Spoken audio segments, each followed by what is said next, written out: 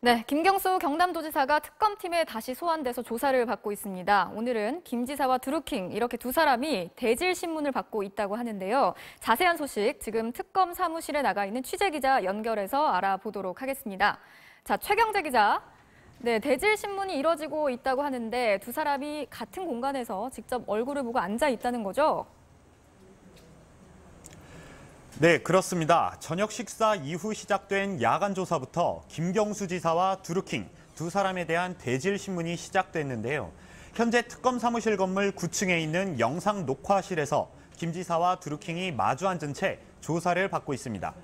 특검은 두 사람이 직접 얼굴을 보고 앉아 있는 상황에서 진술을 하게 한 뒤 서로 말이 엇갈리는 부분을 교차 확인하는 방법으로 조사를 진행하고 있습니다. 김 지사와 드루킹 어느 쪽의 진술에서 모순점이 두드러지게 나타나는지 확인한다는 계획입니다. 진술이 극명하게 엇갈리는 지난 2016년 11월 9일, 그러니까 댓글 조작 프로그램을 시연했다는 날과 관련해 누구의 말에 모순점이 없는지, 그리고 김 지사가 지방선거에 도움을 요청했다는 의혹에 대해서도 어느 쪽 진술에 허점이 없는지 파악할 것으로 보입니다.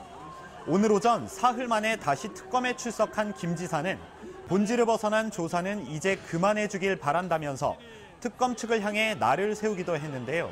직접 들어보겠습니다. 본질을 벗어난 조사가 더 이상 반복되지 않기를 바랍니다.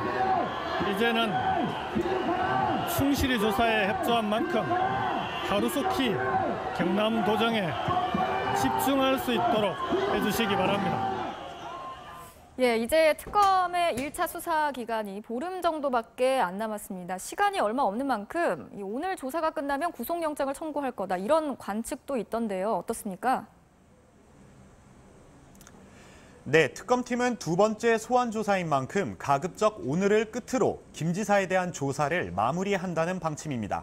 조사가 마무리되면 이제 김 지사에 대한 사법 처리 방침을 정해야 하는데요.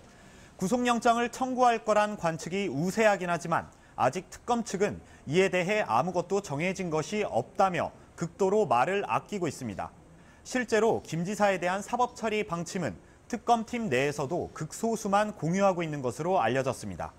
오늘 조사는 밤새 계속돼 내일 새벽까지 이어질 것으로 보이는데요.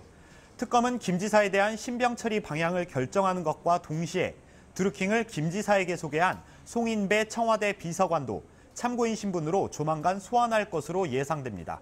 지금까지 특검 사무실에서 MBC 뉴스 최경재입니다.